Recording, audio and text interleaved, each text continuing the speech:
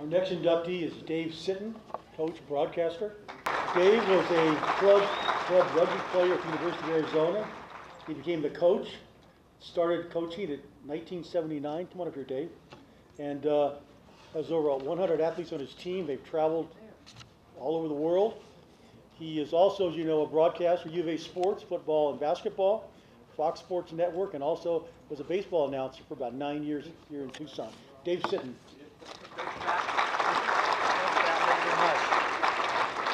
Good morning. Bill's going to give my 30-second cue. I got two quick anecdotes. First, 1956, John, I'm going to finish up your story. You know, in 1956, that Minnesota Golden Gopher team won the national championship, and the skinny shortstop went on to play in the major leagues. He was also a pretty good basketball player at the University of Minnesota. Does anybody know which team the Wildcats, excuse me, I just blew it. Anybody know which team the Gophers beat? It was Frank Sanset and the Arizona Wildcats. It's funny how things work out. Second thing, I did work as assistant to Cedric Dempsey at McHale Center, and I can assure you that Rick LaRose did not share an office with the legendary Pop McHale, because, in fact, Rick was on the selection committee to hire Pop McHale. You set that one up, my friend. If you don't mind, I would like to borrow the first half of Kelly Fowler's speech. May I? I'm going to tag team it today, because you nailed it. It is a special place. So we're going to get through that and right to why. It was only a few years since we've been familiar with an expression called degrees of separation. It's now been around forever. But Tucson is a place where it's not 6 degrees, 5, 4, but you know in your hearts it's 2, it's 1. So if you don't mind, real quick, I want to thank the selection committee and again congratulate all the distinguished members of this organization today and who have been inducted in the past. And in so doing, I want to begin with the aforementioned Jerry Kindle, who brought me to this campus and assured me that my future in baseball was with a microphone and not a bat. But I am blessed because I was one of the guys who was attracted to the University of Arizona because of the young coach in his second year. He actually recruited me out of Los Angeles. Another person I want to thank also, Jerry brought me here, and I stayed here because of a guy named Bill Clements. We lost to cancer about a decade ago. This community would still be a much greater place had we not lost one Bill Clements. A couple of tables in the arena today. We've got the Tucson Conquistadors, my brothers in that organization. I'm very proud, over 20 years member of that group. And so many times, coaches and administrators have stood here because of the Conquistadors dating back to Roy Drackman and the past 50 years of service to that organization. So thank you, my friends, very much for coming today. And I got my other family over here, which is the University of Arizona Recreational Sports Department, which is continuing to evolve, folks. And I got another little anecdote about Coach LaRose in just a minute, because there are a lot of talented young athletes who may not make that baseball team, may not be big enough to play football, but they're now playing clubs and representing their colleges around the country. Right now, I'm so proud. I've got 2 of our players from the University of Arizona are preparing for the Olympics in 2016 when rugby becomes a medal sport.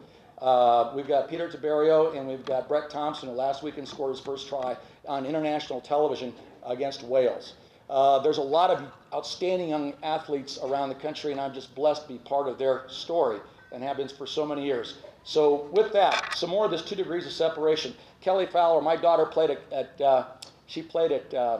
Hillenbrand Stadium last year as a member of the College of Charleston because of some of the inspiration from your family when she first started softball.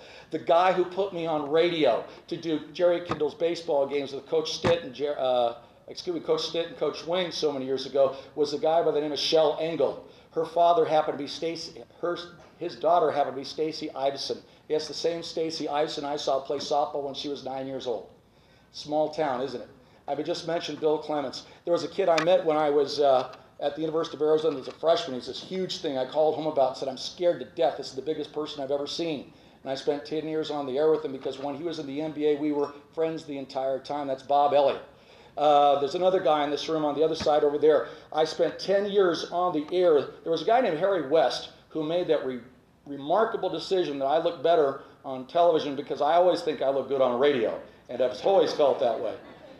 But it was years ago, and it was a guy named Bruce Larson, the coach, who I spent 10 years calling baseball, football, and basketball on KMSB, and I'll have to tell you, Coach, there were 10 years of sheer joy spending all that time with you. It goes on and on, the people in my life that you know in this room, because that is what Tucson is. It's 2 degrees of separation. So once again, I want to thank those who helped me get into this. Also, I'd be remiss if I didn't mention Neil Manning. Neil, I would expect to be missing this event today because he's running up the west side of Arizona Stadium, so he can do that in the future. He's got a brand new knee, I've been informed, but again, his daughters were my daughter's babysitters. It's a very small town, is it? So thank you all very, very much for this honor today. I want to thank all my athletes who have come today and coaches. When I had cancer in 2005, I heard from about 500 of the 1,100 young men who you would never describe as daffodils who played rugby for the University of Arizona. And with one more person I do want to reflect on today, because again, I've had such a great run with the broadcasting. I met him when I was a freshman at the University of Arizona. He came unglued because I was at football practice without my ankles taped. His name then was Larry Smith, who was the assistant coach to Jim Young. And it was years later we worked on staff at the University of Arizona. And I'll never forget Coach Smith because we became the closest friends, because when I had lymphoma, he was battling leukemia. And we actually did the only broadcast in the history of Fox Sports with both announcers having cancer. So Coach Smith, I'm thinking about you all the time as well. God bless. Thank you, everybody.